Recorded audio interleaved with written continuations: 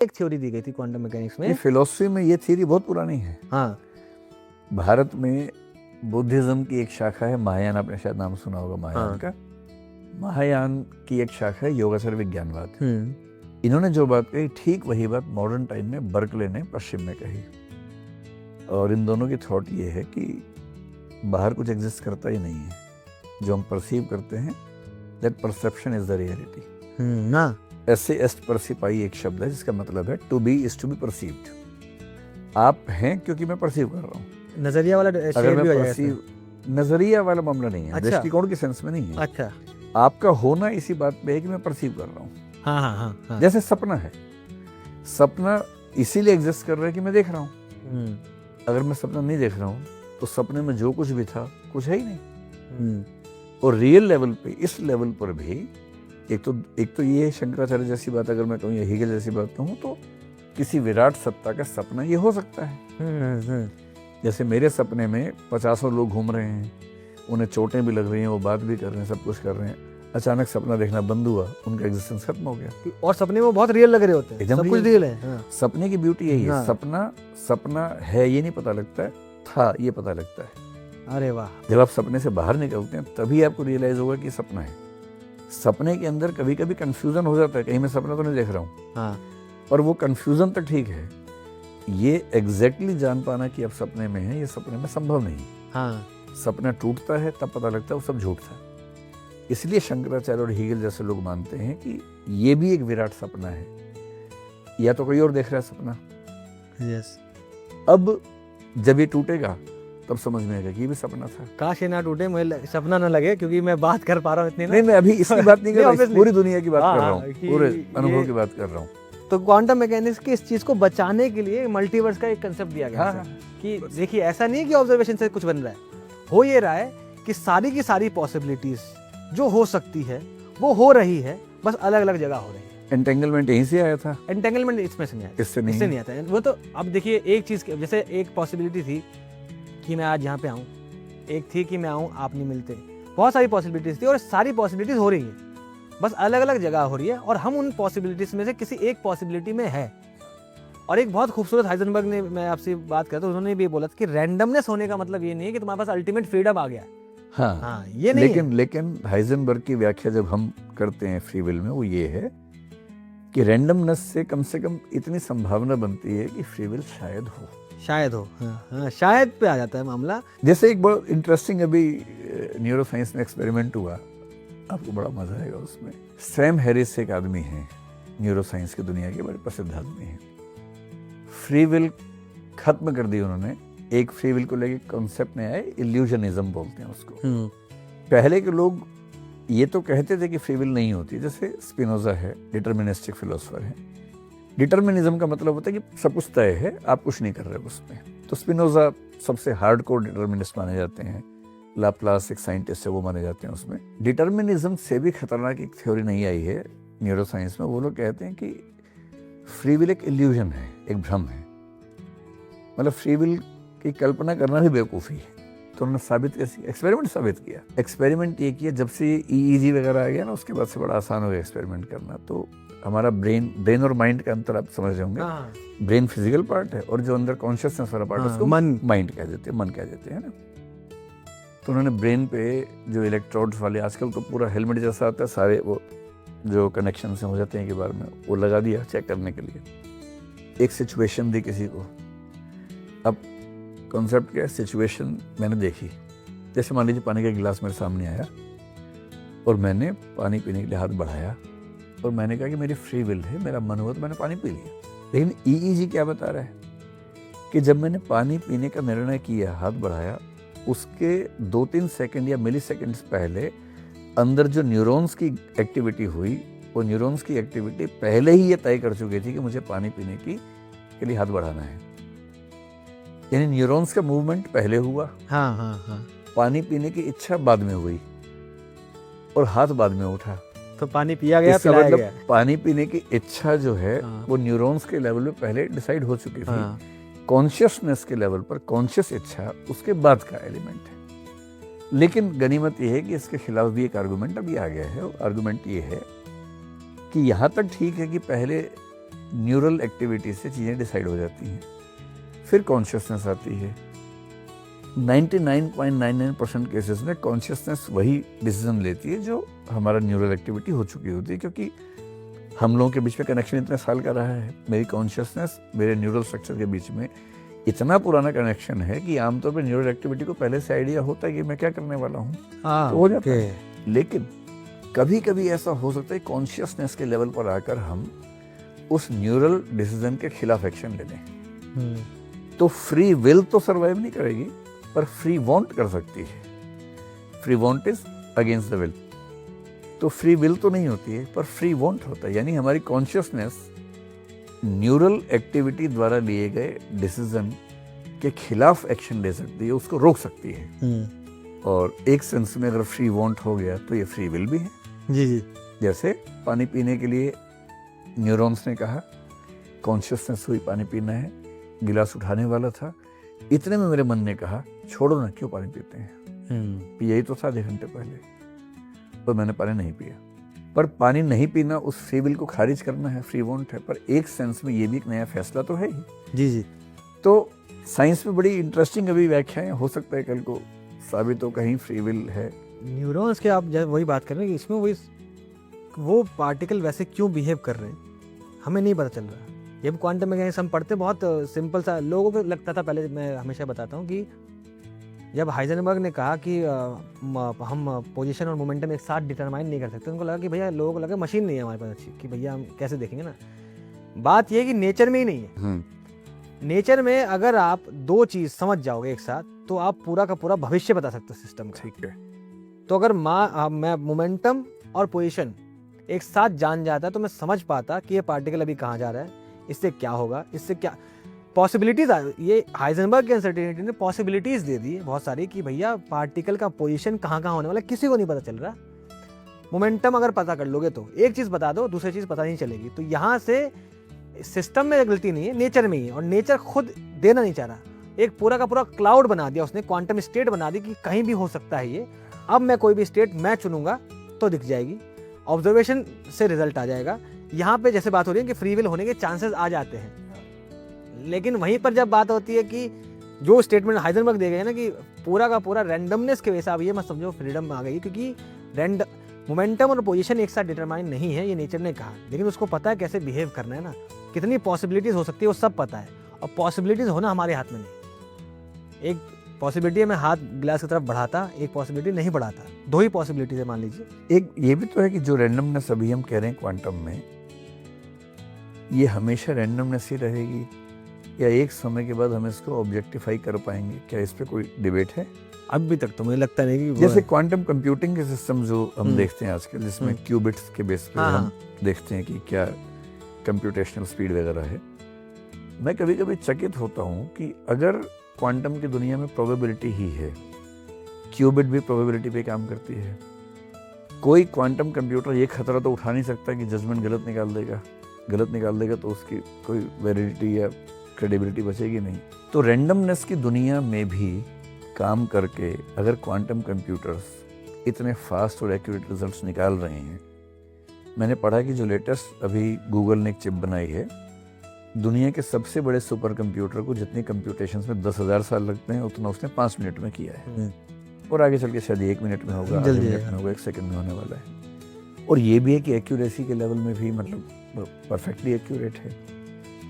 तो क्वांटम जो कि रैंडमनेस पे टिका हुआ है, उस क्वांटम के प्रिंसिपल से बनी हुई चिप अगर इतने एक्यूरेट रिजल्ट दे रही है, तो क्या इसका मतलब ये नहीं है कि हम उस रैंडमनेस को भी एक लेवल के बाद स्टडी करके ऑब्जेक्टिफाई कर सकते हैं? अभी भी ऑब्जेक्टिफाइड है। जैसे कि रैंडम लोग मोस्टली क्या समझते हैं कि अगर मान लीजिए रैंडम है तो पूरा का पूरा रैंडम है। नहीं वो तो ठीक है, पूरा तो नहीं है रैंडम। वो कह रहा है कि चिप कैसे काम कर रहा है। जैसे क्वांटम एंटेंगलमेंट, इस बात की बहुत खूबसूरत चीज आती है कि दो पार्टिकल एंटेंगल्ड है, एक को ऑब्जर्व करो दूसरा तुरंत बदल जाएगा, कहते हैं स्पीड ऑफ लाइट से। ऐसा कुछ नहीं हो रहा। बेसिकली क्या हो रहा है, जितना मैंने 2-3 थ्योरी आती है जो बहुत अच्छी एक थ्योरी इसकी है कि दो पार्टिकल एक वेव फंक्शन में है। हाँ ठीक, एक ही वेव फंक्शन उनका, तुम एक को ऑब्जर्व करोगे वेव फंक्शन कोलैप्स कर जाएगा, कोलैप्स एक साथ ही करेगा ना, इसलिए दोनों एक साथ बिहेव करने लगेंगे।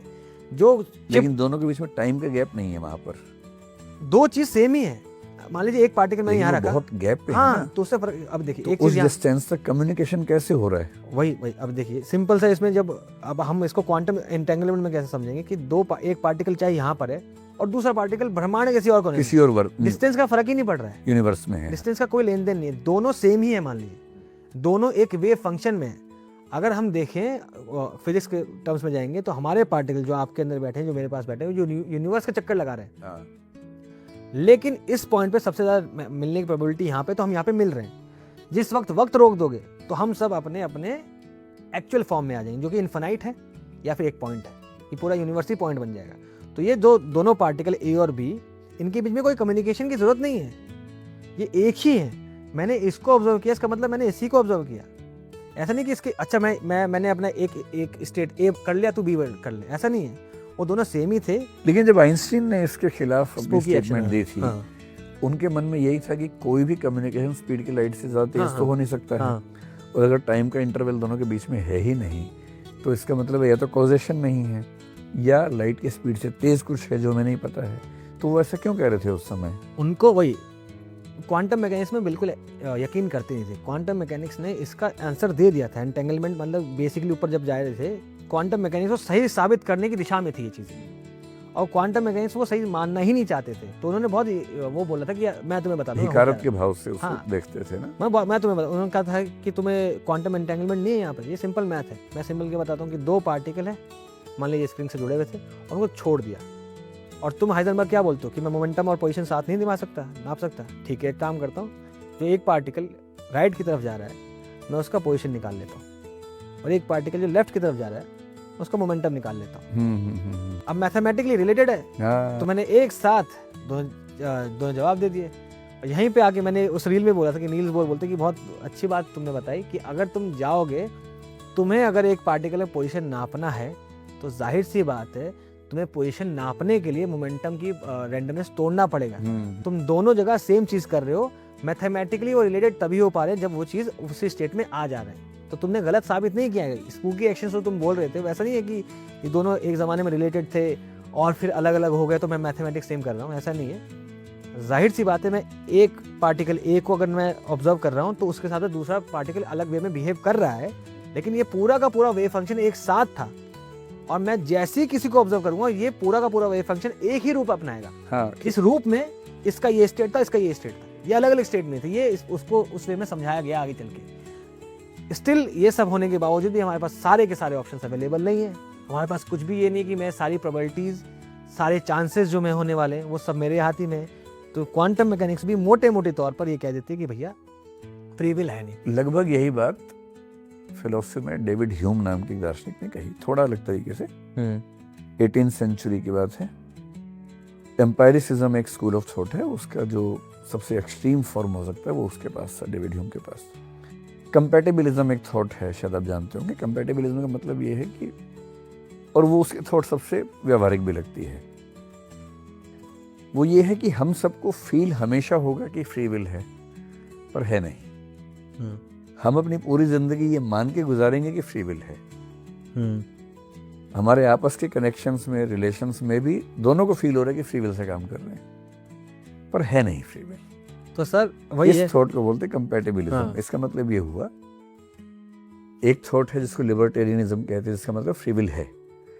जैसे सारे धर्म, इस्लाम, ईसाईयत, हिंदू धर्म और सार्त्र, एल्बर्ट कैमू, कांट, ये सब लोग इसको मानते हैं, या प्लेटो, एरिस्टोटल, सोक्रेटिस, सब इसको मानते हैं।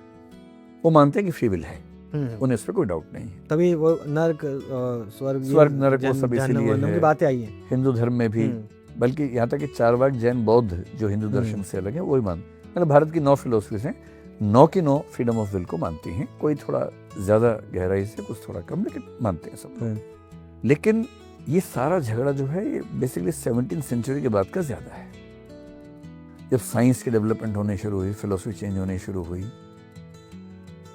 एक एंगल ये हुआ कि भाई, मतलब अगर आप बहुत पीछे जाएंगे तो बेबीलोन में करीब आज से 5000 साल लगभग पहले हम्मुराबी नाम के राजा हुए। थियरी ऑफ पनिशमेंट सबसे पहले उन्हीं की मानी जाती है, जो मेजर थियरी थी। एक कोड बनाया था उन्होंने अपना, उसमें एक बात कहते हैं कि पनिशमेंट कैसे देनी है। और फ्री विल कैसे वहाँ पर दिखती है हमें, कि जैसे मान लो एक ठेकेदार ने घर बनाया, किसी ने बनवाया, घर गिर गया, उस आदमी की मौत हो गई, तो पनिशमेंट क्या है कि ठेकेदार का मर्डर कर दो, क्योंकि उसकी गलती से इसकी मौत हो गई। अगली स्टेटमेंट क्या है कि अगर वो घर गिरा और उस घर में आदमी की नहीं उसके बेटे की मौत हो गई, तो ठेकेदार के बेटे को मार दो, ये उसमें लिखा हुआ है। क्योंकि वो ये मान के चलते थे कि एब्सोल्यूट फ्री विल है और यदि किसी ने कोई गलती की है तो सजा बराबर मिलनी चाहिए। इसको रिट्रीब्यूशन बोलते हैं पनिशमेंट की दुनिया में, बदला लेना। 17th सेंचुरी के आसपास आके लोगों को पहली बार लगा कि क्यों बदला ले रहे हैं भाई। थोड़ा ध्यान से देखो, जिसने अपराध किया है क्या सचमुच उसने फ्री विल से किया या किसी मजबूरी में किया? कि हमेशा फ्री विल होती है इसके पीछे। और यहाँ आके रिफॉर्मिस्ट स्कूल एक आना शुरू हुआ और तब ये पहली बार विचार बना कि कोई व्यक्ति जब अपराध करता है ऐसा नहीं कि वो जानबूझ के करता है। इटली में एक साइंटिस्ट हुए, सीजेर लैम्ब्रोसो बोलते हैं, उन्होंने कहा कि फिजिकल स्ट्रक्चर्स में ही नहीं था कि कौन अपराध करेगा कौन नहीं करेगा। आजकल उनको बहुत वैल्यू नहीं मिलती उस थॉट प्रोसेस को, लेकिन वो मानते थे कि हर किसी के बायोलॉजिकल स्ट्रक्चर में ही वो टेंडेंसीज हैं कि वो क्राइम करेगा या नहीं करेगा। उन्होंने उसे कुछ पैरामीटर्स बताए जो बाद में धीरे धीरे खारिज हो गए। फिर सोशल इश्यूज आ गए कि कई सोशल कंडीशंस हैं, बचपन से क्या आपकी परवरिश हुई, आपका वैल्यू सिस्टम क्या है, उसमें तो बहुत हो है सकता ना। है। हाँ। फिर किसी की साइकोलॉजिकल प्रॉब्लम हो सकती है, किसी को मान लीजिए गुस्सा बहुत ज़्यादा आता है, एंगर इश्यूज हैं बचपन से ही हैं, क्योंकि उसका बीपी कंट्रोल में नहीं रहता है, ये उसका तो चाहने से तो नहीं होता है। कुछ लोग चाह के भी गुस्सा कंट्रोल नहीं कर पाते, उनका प्री फ्रंटल कॉर्टेक्स उतना डेवलप नहीं है। जो इमोशंस की दुनिया लिम्बिक सिस्टम से कंट्रोल होती है वो उसी पे चलते रहते हैं। मुझे गुस्सा आमतौर पे नहीं आता, शायद आपको भी ना आता हो। अगर नहीं आता इसमें कोई तोप नहीं है हम लोग। इसका मतलब सिर्फ इतना है कि हमारा खोपड़ी का अगला हिस्सा जो प्री फ्रंटल कॉर्टेक्स है वो ठीक से डेवलप हो गया है, और क्योंकि वो ठीक से डेवलप हो गया वो हमारे लिम्बिक सिस्टम को यानी कि इमोशंस को कंट्रोल करने में ज़्यादा सक्षम है। और उम्र बढ़ने के साथ साथ आमतौर पे ये हो जाता है, कई लोगों के साथ हो जाता है। तो अगर कोई कहे कि देखो मुझे गुस्सा नहीं आता, मैं बहुत शानदार आदमी हूँ, तो बेकार की बात है, बकवास बात है। सिर्फ इतना है कि उसका एक ऑर्गन ब्रेन का ज़्यादा डेवलप हो गया, किसी का नहीं हो पाया। अब किसी का नहीं हो पाया, उसको गुस्सा बहुत आता है, उस गुस्से में उसने एक हरकत कर दी, वो क्राइम है, आपने उसको जेल में डाल दिया और पनिशमेंट बहुत खतरनाक दे दी। अरे भाई उसकी कंडीशंस देखो, बीमार आदमी भी तो हो सकता है। तो जब कोई व्यक्ति बीमार है तो आप उसको सजा और दे रहे हैं ऊपर से, ये सब थॉट्स आनी शुरू हुई। अभी 4 दिन पहले मैंने एक वीडियो देखा ध्रुव राठी का, स्लीप वॉकिंग के बारे में था। उसने एक बड़ा सा केस डिस्कस किया। स्लीप वॉकिंग आपने कंसेप्ट सुना ही होगा, रात को नींद में चलने की बीमारी। मेरे फादर तो एक जमाने में करते थे, कई लोग करते हैं इलाज ये मतलब दुनिया में 6-7% लोग ऐसे हैं जो कभी ना कभी स्लीप वॉकिंग करते हैं, और छोटे बच्चे तो आमतौर पर छोटा मोटा करते ही हैं। एक सिचुएशन उन्होंने उसमें बताई, 1987 की सिचुएशन है कनाडा में। एक आदमी जुए में पैसा हार गया, टेंशन में है, रात को सो रहा है कि मैं कल सुबह इन लॉज के घर जाऊंगा, उनसे पैसे उधार लूंगा। रात को 1:30 बजे अचानक उठा, कार स्टार्ट की, 22 माइल से किलोमीटर चलाई, इन लॉज के घर गया, मदर इन लॉ का मर्डर कर दिया, फादर इन लॉ को घायल कर दिया। उसने खुद ही पुलिस स्टेशन चला गया, बोल दिया कि 2 लोग ऐसे मैंने कर दिया है। इन्वेस्टिगेशन में उसने बता भी दिया कौन सा वेपन था, सब कुछ बता दिया। अब जब कोर्ट में केस चला तो उसके वकील ने यह कहा कि ये तो जिम्मेदार है ही नहीं, ये तो नींद में था। और स्लीप वॉकिंग जब हम करते हैं तो वो डीप स्लीप में करते हैं हमेशा। डीप स्लीप हमारी स्लीप की 3-4 स्टेजेस में से एक स्टेज है जहाँ पर हमारा दिमाग ऑलमोस्ट काम नहीं कर रहा होता है, दिमाग काम ही नहीं कर रहा। स्लीप वॉकिंग एक ऐसा फिनोमिना है, उस वीडियो में बड़ा अच्छा से बताया। स्लीप को मैंने थोड़ा पढ़ा भी, उसमें मैंने पढ़ा कि एक ऐसी अजीब सी सिचुएशन है कि आपका दिमाग एकदम पैसिव है और आपकी मोटर स्किल्स एक्टिव हैं उस समय, और अब वो सब कर पा रहे हैं जो करने के लिए हैबिचुअल आप हैं पहले से। यानी जिस रास्ते पे आप जा चुके हैं आप अंदाजे से चले जाएंगे, टकराएंगे कहीं कहीं, क्योंकि आपकी आंख खुली है पर आपको नजर नहीं आ रहा ठीक से, परसेप्शन में दिमाग प्रोसेसिंग नहीं कर रहा उसके, है ना। उस स्टेज में किसी ने कर दिया मर्डर, इसको आप फ्री विल मानेंगे या नहीं मानेंगे? ऐसी बहुत चीजें। लेकिन सर जैसे इसी वाले एग्जांपल में मतलब अगर दिमाग बिल्कुल काम नहीं कर रहा और उसने फिर भी मर्डर कर दिया, तो हमारी प्रोसेसिंग के हाँ। कई लेवल्स हैं। एक तो हाँ। हायर लेवल की प्रोसेसिंग है हाँ। जो दिमाग से होती है। हाँ बाकी हमारे पास कुछ और स्ट्रक्चर्स हैं जो हमारी छोटी मोटी प्रोसेसिंग को कर देते हैं। हाँ हाँ वो समझा मैं। हाँ, तो वो उस लेवल पे प्रोसेसिंग हो जाती है। उसके लिए एक्टिव ब्रेन की जो हमारा हाईएस्ट लेवल ऑफ ब्रेन है उसकी जरूरत नहीं पड़ती है।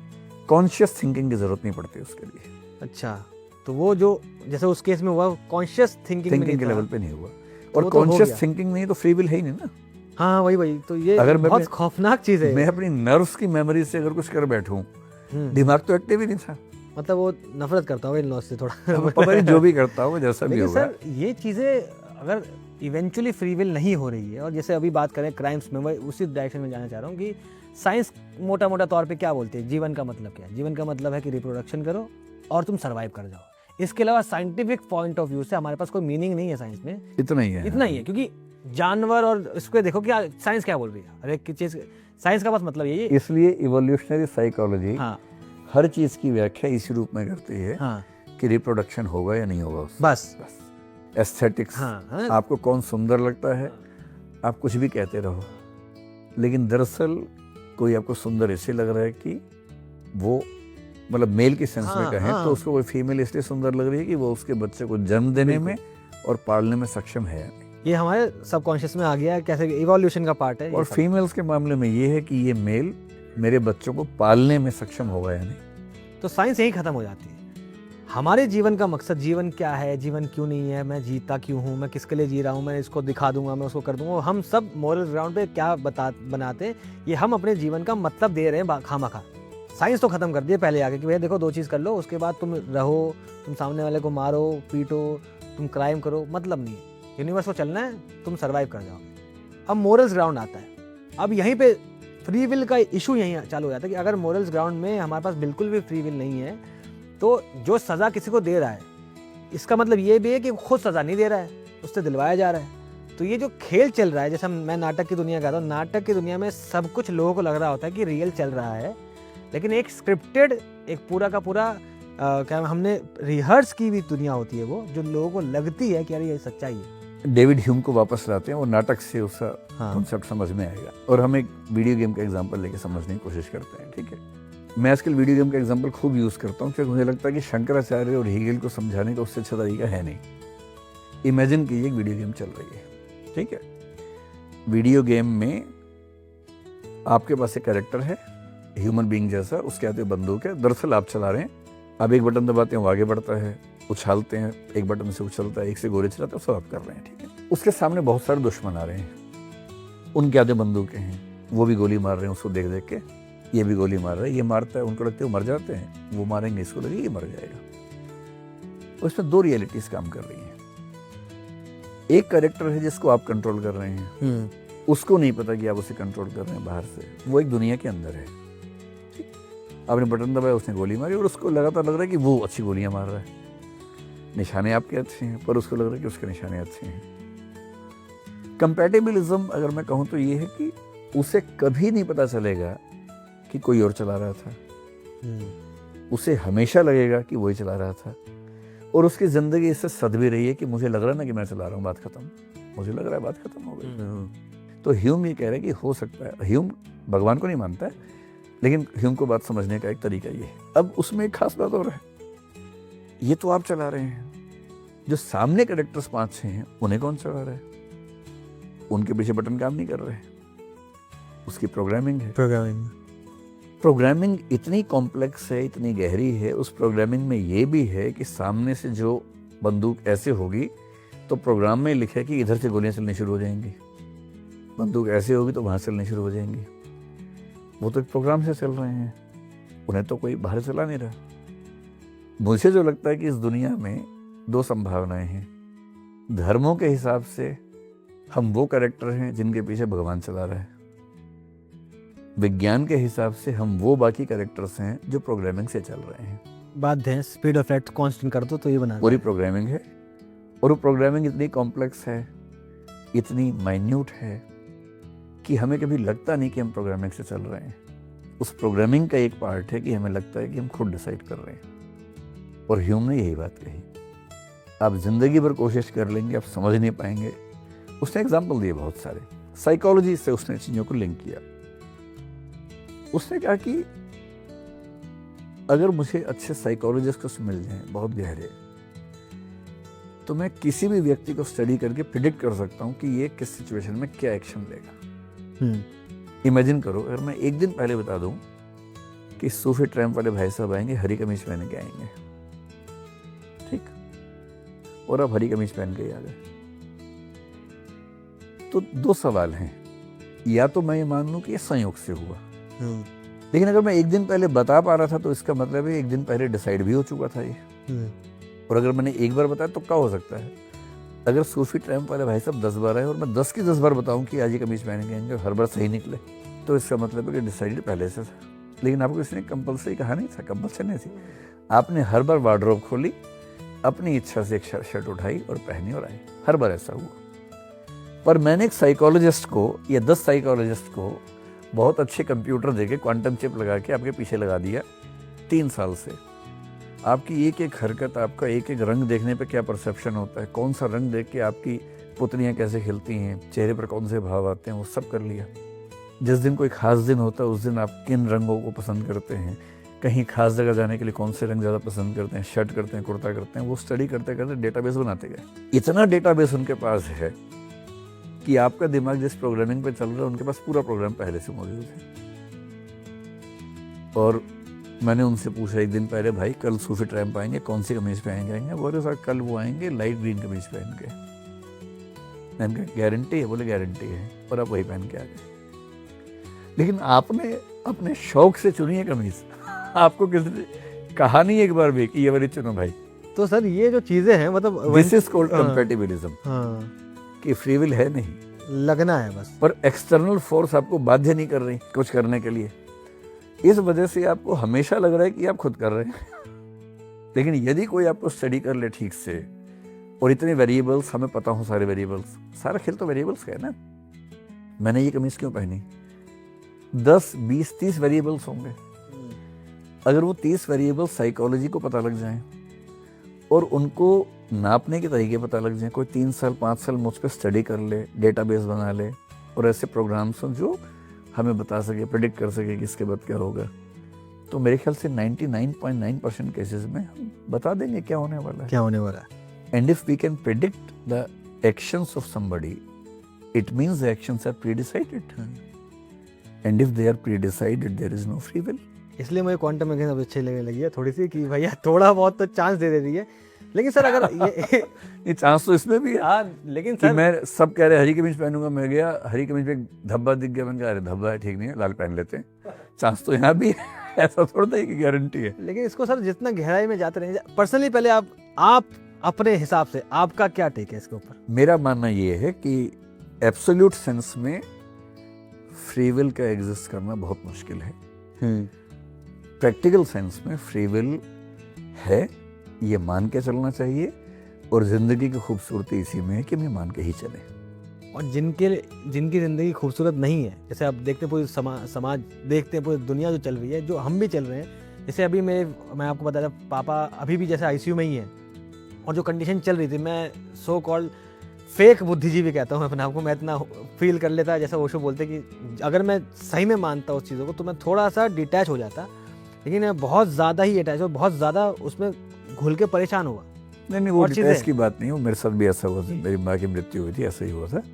होता है कि आप कितने भी बुद्धिमान हो, आपका IQ, आपका साइंटिफिक माइंड डिटैच करता है, ठीक बात है, लेकिन हमारे अंदर इमोशंस भी हैं, है ना? तो हमारे हैं कि नहीं है? तो आजकल कुछ लोग ये भी कहते हैं कि जो फ्री विल है वो डिस्ट्रीब्यूटेड है।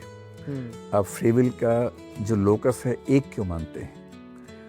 जो आई है, जो मैं है, मैं को डिस्ट्रीब्यूट कर दो मेरे इमोशंस में, मेरी इंस्टिंक्ट्स में और मेरे थॉट्स में, और किसी एक पॉइंट ऑफ टाइम पे इनमें से एक डोमिनेट करता है। जब मैं पढ़ रहा हूँ तो मेरा thought process, cognitive process dominate कर रहा है मेरी इंस्टिंक्ट और मेरी इमोशंस को। और जब मैं अपने बच्चे से बात कर रहा हूँ, मैं दोस्त से बात कर रहा हूँ, मेरे इमोशंस डोमिनेट कर रहे हैं। तो at the point of an emotional turmoil, my emotion is me या आई। जब मैं पढ़ाई कर रहा हूँ तो मेरा थॉट प्रोसेस आई है, और जब मैं जा रहा हूँ रात के अंधेरे में, अचानक सरसराहट की आवाज़ आई और मैं तुरंत वहाँ भागा, तो मेरा इंस्टिंक्ट उस समय आई है। तो आई को एक लोकस एक ही क्यों मान के चलना है, it can be distributed as well. तो डिस्ट्रीब्यूटेड आई का कॉन्सेप्ट उसको बोलते हैं कि हम ही हैं, इमोशन भी मैं हूँ, थॉट भी मैं हूँ, इंस्टिंक्ट भी मैं हूँ। लेकिन सर जो ऐसी जो चीज़ें चल रही, जो मेरा बहुत आम हर इंसान का सवाल होगा, जो कई इंसान किसी थॉट प्रोसेस से अलाइन नहीं होते। मान लीजिए किसी के पॉलिटिकल व्यूज अलग है, किसी कुछ अलग है, सब कुछ अलग है, और कई चीज़ें दुनिया में अलग हो रही है, मेरे साथ अलग हो रही है। जैसे आपके एक बहुत अच्छा मैं बीच में टोक रहा हूँ। हाँ, सच बात तो ये कि पॉलिटिकल व्यूज भी सबके उनके चाहने से नहीं बनते हैं। वो तो सर है ही, वो तो बहुत लाजमी सी बात है। वो तो मैं पता है ना कि अगर कोई साइकोलॉजिस्ट ठीक से स्टडी कर ले, आपको पता नहीं एक्सपेरिमेंट, पता है कि पता है अमेरिका में एक्सपेरिमेंट हुआ था। अब ये बात थोड़ी विवादास्पद हो सकती है, इसलिए मैं किसी पार्टी का नाम बोलने से बचूंगा।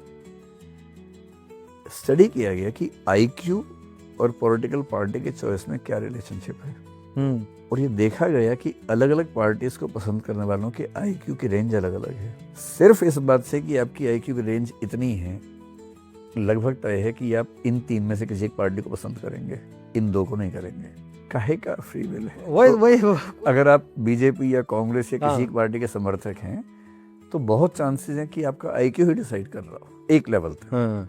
बाकी आपकी परवरिश, आप जिस समुदाय में रहते हैं, वहाँ क्या बातें होती हैं, आप कौन से व्हाट्सएप ग्रुप में हैं, कैसे वीडियो वहाँ आते हैं, कैसे जो पेड प्रमोशन चल रहे हैं वो कहाँ तक पहुँच रहे हैं। पेड प्रमोशन, जैसे इंग्लैंड में कुछ साल पहले एक कंपनी का जिक्र हुआ था कि वो इस माइन्यूट लेवल पे जाके आपको प्रभावित कर, जो नज प्रिंसिपल आजकल इकोनॉमिक्स में मानते हैं, कोई आपको फोर्स नहीं करेगा। बस वो क्या करेंगे, स्टडी कर लेंगे कौन कौन लोग पॉलिटिकली भी फिक्स नहीं हुए हैं, उनके मोबाइल फोन पे रील्स ऐसी आनी शुरू हो जाएंगी, हल्की हल्की, ज्यादा स्ट्रांग नहीं, धीरे धीरे बिल्ड होगा सर वो। जैसे ट्रम्प साहब को मान लीजिए आप अमेरिकी नागरिक हैं, वो ज्यादा सेफ है बात करने के लिए, और रिपब्लिकन पार्टी चाहती है कि आप उनका समर्थन करें, तो क्या होगा, आपको ऐसी रील्स ज्यादा आनी शुरू होंगी जिन रील्स में आपको इमोटिवली इन्फ्लुएंस करने वाली विजुअल्स दिखने शुरू हो जाएंगे। जैसे अगर अमेरिकन वाइट्स को प्रभावित करना है इस समय, तो कुछ दिन पहले एक ब्लैक आदमी ने एक यूक्रेन की लड़की का मर्डर वहां पर कर दिया था, एक चलती हुई बस में, एक विजुअल बड़ा खराब सा। यस वो विजुअल हर उस वाइट के फोन पे ज्यादा दिखना शुरू हो जाएगा जो अभी डिसाइड नहीं कर पाया है। और 10-20 बार वो वीडियो देखने के बाद पूरे चांसेस हैं कि जब वोट डालने जाएगा वो रिपब्लिकन्स के फेवर में वोट डाल देगा और सोचेगा ये कि मैंने डिसाइड किया है। ये तो चीज़ साबित हो जाती है कि अगर देखा जाए, अगर किसी एक इंसान के पास अच्छा खासा फ्री विल हो, वो कंट्रोल तो बहुत कर सकता है, उसके सारी फ्री विल छीन सकता है। इसी में सर सवाल ये है कि अगर देखी जाए तो अब बात भी होती है वोटिंग और ये सब जो चीज़ें हैं, इंसान के पास फ्री विल है कि वो जा रहा है कुछ देने, किसी को अपना मान के, अपना बुद्धि से समझ के जा रहा है, या उसको ऐसा फील करवाया जा रहा है कि देखो, सिर्फ फील करवाया जा रहा है। तो हमारे पास तो वोट भी 99.99% लोगों को सच में ये नहीं पता होता कि कौन सा उम्मीदवार उनके सच में बहुत हित में है। वो तो जो सोशल रियलिटी में वो लोग रहते हैं, जो उनको मीडिया से दिखाया गया, उनके व्यूज़ बना दिए गए हैं, वो तो बनाए जाते हैं व्यूज़। सर आपके एक याद, मैं शायरी बहुत लोगों को बोलता, मतलब आपने बोली थी, मैं किसने बोली थी मुझे याद नहीं, आपके मुँह से सुनी थी कि गोली चली। हाँ, ये सर्वेश्वर दयाल सक्सेना की कविता है। एक के मुंह से निकला मार्क्स, एक के मुंह से निकला राम, और एक के मुंह से निकला आलू। जैसे हम लोग जैसे पोस्टमार्टम की रिपोर्ट है, पहले दो के पेट भरे हुए थे। तो जब तक पेट भरे हुए हैं तब तक तो बहुत अच्छा लग रहा है कि फ्री विल है कि नहीं है, इस पर चिंतन करते हैं। लेकिन सर हमारे समाज और हमारी दुनिया की सच्चाई है कि बहुत लोग इस कदर इस वक्त तक नहीं पहुंच पाए हैं कि उनके पेट में आलू की जरूरत ना पड़े। इस समय वैसे जो लोग अगर मान लीजिए सुन रहे होंगे इस चीज़ को, बातों को सुन रहे हैं, वो इस टॉपिक से कैसे रिलेट कर सकते हैं? वो हमें निहायत ही मूर्ख समझेंगे कि ये बेकार की बातों में उलझे हुए हैं, अरे अपना काम धाम कर लो यार, क्यों फालतू की बातें करते हो, वो ऐसी बात सोचेंगे। तो उनका सोचना लाजमी है, जो जिस स्थिति में है उसको उसी स्थिति में जीना, सीधी सी बात है। हम लोग कम से कम सर्वाइवल के क्राइसिस से बाहर हैं, एकेडमिक इंटरेस्ट वाले हैं, खूब पढ़ते हैं, सोचते हैं, तो हमारा मन करता है कि जान लें कि अंतिम सत्य क्या है। पर जिसको आज शाम को खाना मिलेगा या नहीं, उसको अंतिम सत्य से क्या मतलब है? उसका तो यही सत्य है ना कि शाम को खाना मिलेगा कि नहीं मिलेगा, तो उसे उसी लेवल पे स्ट्रगल करना है। तो लेकिन सर जिसको रात में खाना नहीं मिलेगा उसको नेचर ही नहीं दे रहा ना। हमको अंतिम सत्य जानने, अगर फ्री विल बिल्कुल नहीं होगी तो ये सब कुछ कैसे बिहेव करेगा? अगर इस तरह से बात करें तो नेचर को इस बात से रत्ती भर फर्क नहीं पड़ता कि कोई जिंदा रहेगा या नहीं रहेगा। हाँ। Nature in itself is not moral. हाँ बिल्कुल। नेचर को वो मोरालिटी मतलब मोरल इमोरल नहीं, नॉन मोरल है। नॉन मोरल का मतलब है कि उससे मोरालिटी से मतलब ही नहीं है, वो कॉन्सेप्ट काम ही नहीं करता वहाँ ये पर। थोड़ा समझिए मतलब कैसे? मोरल है अच्छा काम हाँ, करना, इमोरल है बुरा काम बुरा करना। नॉन मोरल का मतलब है मैं जो कर रहा हूँ इस बात से फर्क ही नहीं पड़ता कि वो मोरल है कि immoral। जैसे मैं पानी पी रहा हूँ, ये ना मोरल है ना इमोरल है, नॉन मोरल है। ठीक वैसे ही आप ये समझें कि मान लीजिए कोई 6 महीने का बच्चा है, मान लीजिए आपका एक बच्चा है, आपने उसको प्यार से गोदी में उठाया, आपने चश्मा पहना हुआ है, चश्मा मुझे अच्छा लगा, उसने खींच के यूं पटक के नीचे फेंक दिया और एक थप्पड़ मार दिया कस के आपको। आप उसे इमोरल नहीं कहेंगे बच्चे को, क्योंकि आपको पता है कि इस बच्चे को कॉन्सेप्ट पता ही नहीं मोरालिटी का। बाप के साथ कैसे बिहेव करना है, चश्मा कितना महंगा आता है, नहीं फेंकना, उसे पता ही नहीं है। आप उसे क्यों इमोरल कहेंगे? अभी 7 साल से कम उम्र के बच्चे पे पता है कोई FIR लॉज नहीं हो सकती है, केस ही नहीं बनता। हमारे IPC में नियम है, क्योंकि हमें मान के चलते हैं कि उतना छोटा बच्चा सही गलत में अंतर जानता ही नहीं है। नेचर को इस सेंस से बात करें तो नेचर अपने आप में मोरल इमोरल से तटस्थ है, न्यूट्रल है। It doesn't have any conception of morality. तो नेचर क्या करती है? हम कहते हैं कि नेचर भगवान ने बनाया बहुत मोरल है, लेकिन मैं नॉनवेज नहीं खाता हूँ और मुझे नॉनवेज खाने को लेके बुरा भाव भी मन में आता है। मतलब मेरा मन करता है कि मैं क्यों किसी की हत्या करूं, मेरा मन नहीं करता है। कोई चींटी भी मेरी टेबल पे हो तो मैं उसको कागज पे उठा के बाहर छोड़ के आता हूँ कि मैं क्यों मारूं भाई, मैं कौन हूं तो मारने वाला, मुझे नहीं अच्छा लगता है। पर मैं दवाइयाँ खाता हूँ, दवाइयाँ किसी के मरने से बनती हैं, वो तो बेसिक सर्वाइव साइंस बोलेगा, सर्वाइव करना पड़ेगा। ठीक है। अब ये मेरा व्यू पॉइंट है कि हिंसा नहीं करनी चाहिए, पर ये व्यू पॉइंट सबका तो नहीं हो सकता है। नेचर का क्या व्यू पॉइंट है? कई लोग बोलते हैं कि नेचर से सीखो। नेचर देखने तो जंगल में जाइए, और जंगल में बहुत सारे प्राणी इसी पे जिंदा हैं कि वो रोज शिकार करेंगे तो ही खाएंगे। शेर या बाघ या चीता हिरण को, अच्छा हिरण को देख के लगता है कि बहुत ही शरीफ किस्म का जीव है, इतना शरीफ है, लेकिन वो रोज मरेगा। नेचर तो नहीं बचा रही उसको। जी। हम कैसे मान लें कि नेचर अहिंसा के पक्ष में है कि हिंसा के खिलाफ है? मछलियों में क्या बात करेंगे? बड़ी मछली छोटी मछली को खा रही है। एक बेचारा मछली का बच्चा पैदा हुआ, तुरंत दूसरी मछली ने गप से खा लिया, उसको खत्म कर दिया। कीड़े मकोड़े चींटियां, हम सैर करते हैं बरसात के दिनों में, कितने कीड़े हमारे नीचे आ जाते हैं। हम न भी हो, कोई कुत्ता है, अब सोचिए ना, वो कुत्ता कहीं उसको बिल्ली दिख गई, बिल्ली खा जाएगा, कबूतर दिख गया तुरंत उसको खा जाएगा। नेचर से अगर आप ये उम्मीद करें कि बहुत मॉरल है तो नेचर को रत्ती भर फर्क नहीं पड़ता इस बात से कौन जिए कौन मरे। अगर ऐसा होता तो फिर दुर्घटनाएं क्यों होती, भूकंप क्यों आते, सुनामी क्यों आती, हजारों लोग एक नेचुरल एक्सीडेंट में क्यों मर जाते? नेचर ऐसा कर सकती थी ना कि पहले हिंट दे, उनको बचा ले किसी तरह से, फिर एक्सीडेंट हो जाए। तो नेचर को तो आप फ्री कर दीजिए। और इसलिए जिनके पास खाने को नहीं है, बीमार हैं, नेचर उनको बचाएगी ऐसा नहीं। हम जिस जगत में हैं उस जगत में हमें अपने सर्वाइवल के लिए इंडिविजुअली या सोशली एफर्ट्स करने पड़ते हैं। जैसा आपके एक में वीडियो देखा था कि अमीर के बच्चे अमीर होंगे, वो एक विशेष सर्कल है, वो सर्कल दोनों है, सर्कल दोनों हैं, लेकिन वो टूटता भी है कहीं कहीं। लेकिन आपने बोला था अच्छा कि अगर एक गरीब का एक बच्चा निकल जाए तो समझना चाहिए हर ही के हो जाएगा। हाँ, ये ऐसा नहीं हो गया, वो रेयर एग्जांपल्स हैं, उनके बेस पे हम खुश हो जाते हैं कि दुनिया ठीक चल रही है। एग्जांपल्स रेयर है, लेकिन हम सोशल वर्क भी तो कर रहे हैं। जैसे भारत की सरकार अगर 80 करोड़ लोगों को भोजन की गारंटी दे रही है रोज की, ये तो सोशल सिस्टम हुआ ना। एक सोसाइटी बनी, उसने पॉलिटिकल सिस्टम बनाया, पॉलिटिकल सिस्टम ने देखा कि लोग गरीब हैं तो कहा कि हम आपके खाने की गारंटी लेंगे। अमेरिका में, विकसित देशों में हर जगह कम से कम ये गारंटी है कि वो भूख से नहीं मरेगा। इंग्लैंड में NHS काम करता है जिसमें हर व्यक्ति को फ्री हेल्थ की गारंटी दे रखी है। भारत में भी आयुष्मान जैसी योजनाएं चल रही हैं, है ना। तो एक सोसाइटी भी, एक स्टेट भी कोशिश करता है कि हर इंडिविजुअल को डिग्निफाइड लाइफ मिल जाए, गरिमा वाली जिंदगी मिल जाए। करना भी चाहिए, हर स्टेट को करना चाहिए, हर सोसाइटी को करना चाहिए। एजुकेशन, प्राइमरी एजुकेशन हर बच्चे को क्यों ना मिले, अच्छी मिलनी चाहिए। हर स्टेट की जिम्मेदारी बनती है, सोसाइटी की जिम्मेदारी बनती है। लेकिन नेचर को इससे फर्क पड़ता है ऐसा नहीं। नेचर के लिए एक ही बात है। नेचर को मतलब इस बात से कि रिप्रोडक्शन होता रहे, जनरेशन ग्रो होती रहे, सर्वाइवल बना रहे, उसको उसके बियॉन्ड कोई मतलब नहीं। लेकिन कुदरत ने ही तो बोला ना कि कई लोग ऐसे संसार में, ज़माने में ऐसे लोग आएंगे, जैसे महात्मा गांधी जी हैं, वैसे लोग दुनिया में आने चाहिए थे। बहुत सारे जो लोग गुजरे ये नेचर ने ही ऐसे वक्त पे ऐसे लोग डाले जिससे कि एक दिशा मिलते रहे। ये तो इसे मैं सोचता हूँ। ये तो आपकी फीलिंग का मामला है। हाँ। आपकी अच्छी थॉट्स हैं, आपको ऐसा लगता है, मुझे ऐसा नहीं लगता।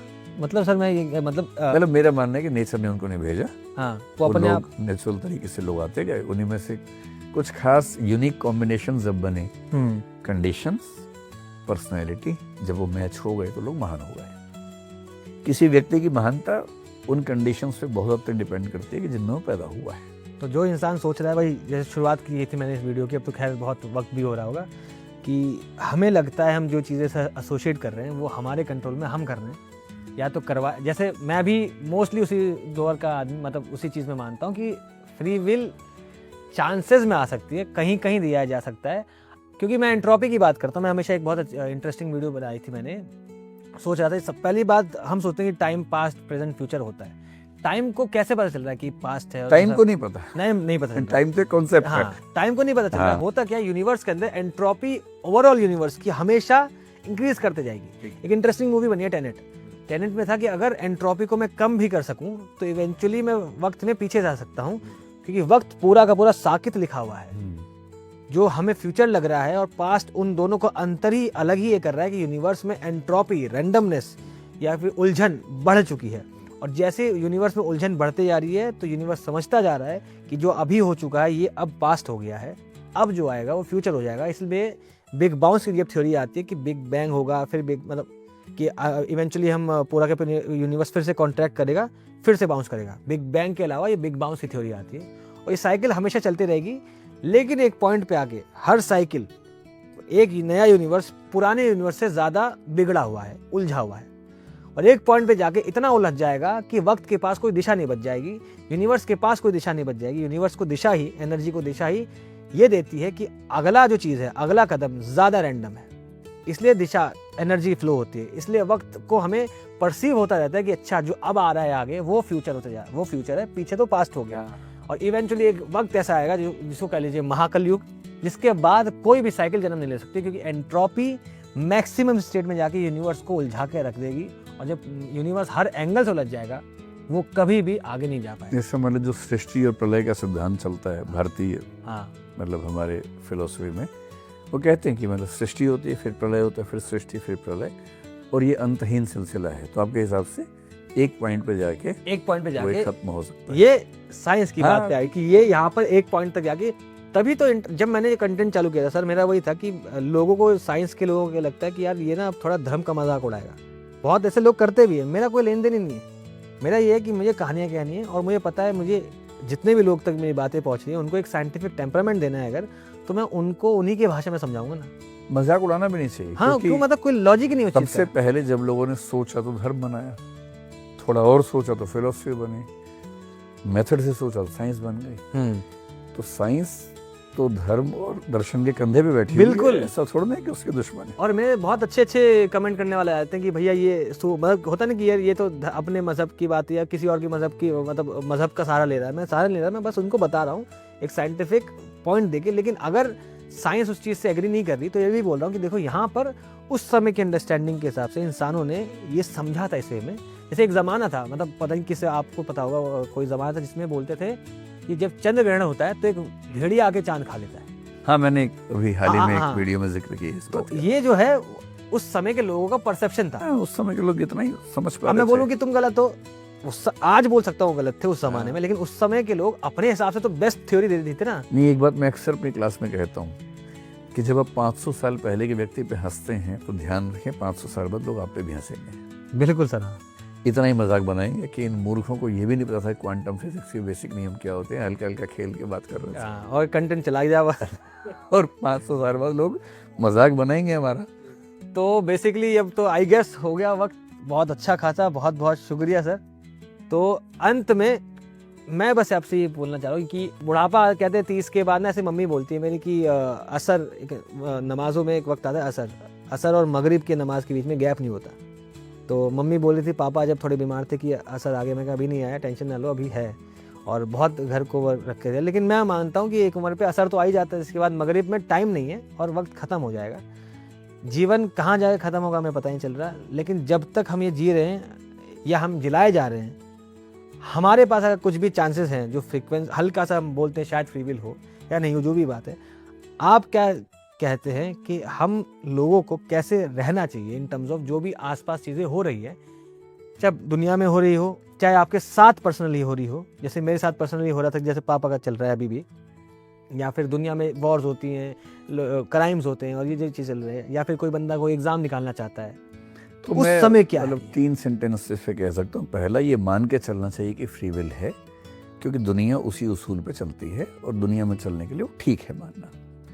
दूसरा, जो आपके कंट्रोल में है या आपको लग रहा है कि आपके कंट्रोल में है, उसे इस तरह से कंट्रोल करना चाहिए कि अच्छे रिजल्ट्स दुनिया में आ सके, किसी भी तरह से, जो आपके हित में भी हो, समाज के हित में भी हो। तीसरा, कुछ ऐसा जो आपके कंट्रोल में नहीं है, अच्छा है या बुरा है, उसमें साक्षी भाव रखना चाहिए। अगर आप अपनी हैसियत से ज़्यादा सफल हो गए हैं तो भी साक्षी भाव रखिए कि पता नहीं कैसे हो गया, ये पता नहीं कैसे हो गया। मेरे साथ तो बहुत हो गया ये। और यदि आपके साथ बहुत बुरा हो रहा है जो आपको लग रहा नहीं होना चाहिए, तो भी साक्षी भाव रखिए कि भैया कोशिश पूरी कर रहा हूँ पर समझ नहीं आ रहा जी। और ये मान के हमेशा चलना है कि हर चीज़ तो हमारे कंट्रोल में नहीं ही है और इससे सुकून रहता है, गलतफहमियाँ कम रहती हैं। जैसे वही मैं सर से भी बात, मैं जब 2 बार मिला सर से और मैंने ये बोला सर एक काम ऐसा कोई वीडियो बनाते हैं, और सर ने अलाउ किया कि हाँ चलो बात करेंगे, तो साक्षी भाव का ये है कि मैं पता नहीं, मुझे अब तक समझ में नहीं आता कि वायरल हूँ कि नहीं हूँ, लेकिन ये है कि हॉस्पिटल जाता हूँ तो लोग आ जाते हैं बात करने। नहीं, ठीक ठाक वायरल है, ठीक है। हाँ। लेकिन ये चीज़ अच्छा है कि मुझे फील हो कि मुझे नहीं पता कि मैं हूँ कि नहीं, क्योंकि रीज़न मैंने ऐसे सक्सेस सो कॉल्ड मेरे पास तो है भी नहीं, और काश ऐसे ही रहूँ, वरना जब दिमाग पे चढ़ने लग जाती है तो बिहेवियर जो चेंज होते हैं उससे मैं बहुत इरिटेट होता हूँ कि मेरे को किसी ने फॉलो कर लिया तो मैं कुछ हूँ, हीरो बन गया। हाँ, तो एक बटन है, एक ही तो बटन है। अगर मान लीजिए लोग डिसाइड करें कि आज इसका थोड़ा टाइम है ज़्यादा कर रहा है, इसको अनफॉलो करना, जो कि हो भी रहे, खत्म हो जाएगा ना। तो इस चीज़ से मैं एसोसिएट क्यों हूँ? नहीं, तो एक बेसिक सी बात है कि आपसे कम योग्य हजारों लोग हैं जो आपसे ज़्यादा सफल हैं। हाँ बिल्कुल। और आपसे योग्य हजारों लोग हैं जो आपसे कम सफल हैं। ये दोनों बातें सच हैं। हाँ। और इसलिए जो सफलता मिल रही है उसमें आपकी भूमिका बहुत थोड़ी सी है, बाकी किसकी है पता नहीं, किसकी एकदम नहीं पता है। साक्षी भाव से उसको देखिए। आपने कहा था कि आप एंजॉय कीजिए। एक था कि मैं किस घर में तुक्के में पैदा, जैसा आपकी एक बहुत अच्छी वीडियो से उसमें कि तुक्के में पैदा हो जाते हैं, तुक्के में सर्कमस्टेंस मिल जाते हैं, तुक्के में सही रिजल्ट तुक्के बैठ जाते हैं और कुछ हो जाता है। मेरे साथ क्या हुआ, मैं थिएटर वाला आदमी था, मैं बनना साइंटिस्ट चाह रहा था, थिएटर करने लगा कि ज़बान सही हो जाए, वरना मैं बहुत ज़्यादा फास्ट बोलता था, अभी भी बोल रहा हूँ लेकिन मैं कॉन्शियसली कम बोल रहा हूँ। थिएटर गया, थिएटर में मज़ा आ गया, थिएटर करने लगा तो पढ़ाई छोड़ने लगा, फिर इवेंचुअली थिएटर करते करते पीयूष मिश्रा सर मिल गए, तो सोचा कि यार बम्बई में मैं रहूँगा तो बम्बई तो बहुत महंगी है, और उस समय में IIT तो एक काम करते हैं, रहने का सबसे अच्छा जुगाड़ क्या है। तो मैं बम्बई पहले बहुत घूमा और मैं अपने दोस्त को बोला कि यार मैं ना एक काम करता हूँ, IIT बॉम्बे में एडमिशन ले लेता हूँ PhD में, चलते रहेगी PhD, ऑडिशन भी देते रहूँगा और सस्ता भी रहने के लिए। सब लोग मजाक उड़ाते कि भाई IIT बॉम्बे है। अच्छा, फिजिक्स उतनी तो आ चुकी थी तो मैं सही में दिया, सही में हो गया, हॉस्टल मिल गया। उसके बाद जब पीयूष मिश्रा सर के साथ काम करने के बाद मुझे ऐसा एहसास हुआ कि ये जो फील्ड है जिसको हम कहते हैं एक्टिंग, एक तो सबसे बड़ी इस पर क्या है, मैं अभिशाप ये है और आयरनी ये है कि इस फील्ड में सबसे ज़्यादा बुद्धिजीवी और समझदार लोग होने चाहिए, लेकिन यहीं पे सबसे ज़्यादा ईगोइस्टिक और वैसे लोग मिलते हैं जिसका आप बर्दाश्त नहीं कर सकते कि यार तुम साहित्य की बात करने जा रहे हो, तुम दुनिया को कुछ दिखाने जा रहे हो, तुम किसी का कैरेक्टर पोर्ट्रे करने जा रहे हो, और तुम कभी कभी ऐसे दिखते हैं कि अगर सीरियसली तुम कहीं गए हो, चाय नहीं मिली सही टाइम पे, या फिर वैनिटी में AC वैसी चला, बहुत ऐसे सीन हैं वो बगल वाले पे गुस्सा कर देते हैं, जबकि तुम एक ऐसा कैरेक्टर पोर्ट्रे कर रहे हो जो कि किसी मान लीजिए बहुत जो मामूली से जॉब करता है, जो अपने अंदर इतना मैम है वो कोई और तो बन नहीं पाएगा। तो बहुत आयरनिकली लग रही थी। मैं कहा भैया ये फील्ड अपनी तो है नहीं। तो मैं आ गया वापस पुणे आराम से। मैं सोचा था कि एक काम करेंगे, अब दोबारा फिजिक्स उठाते हैं, जाते जर्मनी पढ़ते हैं, फिजिक्स में रिसर्च करनी थी। IIT तो मैं छोड़ ही चुका था, बारिश हो रही थी, तुक्के में मैंने एक वीडियो बना दी साइंस की, और वो तुक्के में 3000 व्यूज़ आ गए। तो फिर दूसरी वीडियो पे मैंने आपका ब्रह्मास्त्र चला दिया, वाला गॉड वाला की कीड़े वाला एग्जाम्पल लिया। और सर मैं बहुत बहुत शुक्रगुजार हूँ मैं आपकी इतनी बातों का। अपनी वीडियोस में डालते रहता हूँ कि बहुत ज़्यादा ही चीज़ें सीखने को मिलती है, और वो चल गया तो ये चल गया। आज बहुत बहुत शुक्रिया सर, आप मेरे से बात किए। थैंक यू, मुझे बड़ा अच्छा लगा। बस क्योंकि पॉडकास्ट तो होते हैं, लेकिन कभी कभी ऐसे लोगों से बात करने का अपना मज़ा है जिनसे, जैसे आपकी कई बातें मैं नहीं समझ पाया। साइंस मेरी उतनी अच्छी है, मतलब साइंस अच्छी नहीं है मेरी, तो शौक से पढ़ता हूँ, जितना समझ पाता हूँ। मोटा मोटा आइडिया रखता हूँ न्यूरो साइंस में क्या चल रहा है, क्वांटम में क्या चल रहा है, ताकि लिंक कर सकूँ अपने थॉट्स के साथ।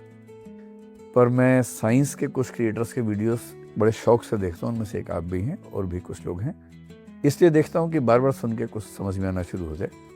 क्योंकि फिलॉसफी के आदमी को साइंस ना आती हो और साइंस वाले को फिलॉसफी ना आती हो, बहुत बड़ा जुर्म है। इस दुनिया को ठीक से वही समझ पाएगा जिसने रिलीजन, फिलॉसफी और साइंस तीनों को ठीक से पढ़ा होगा। Yes sir. तो रिलीजन और फिलॉसफी मेरे कोर सब्जेक्ट्स, मतलब एकेडमिक तो नहीं रहे, मैंने शौक से पढ़े हैं। साइंस पढ़ना बाकी है, मैं आजकल कोशिश कर रहा हूँ। तो मैं आपसे साइंस सीख रहा हूँ, आप मुझसे फिलॉसफी सीख लीजिए, और दोनों इस अहंकार से मुक्त रहें कि सिखा रहे हैं कुछ। ये सर, ये मैं तो हूँ ही मुक्त, मेरा तो कुछ नहीं है। तो मैं तो पहले से मुक्त हूँ। एक यात्रा आपने कर ली, एक मैंने कर ली। चलिए sir, thank you so much sir, thank you so much.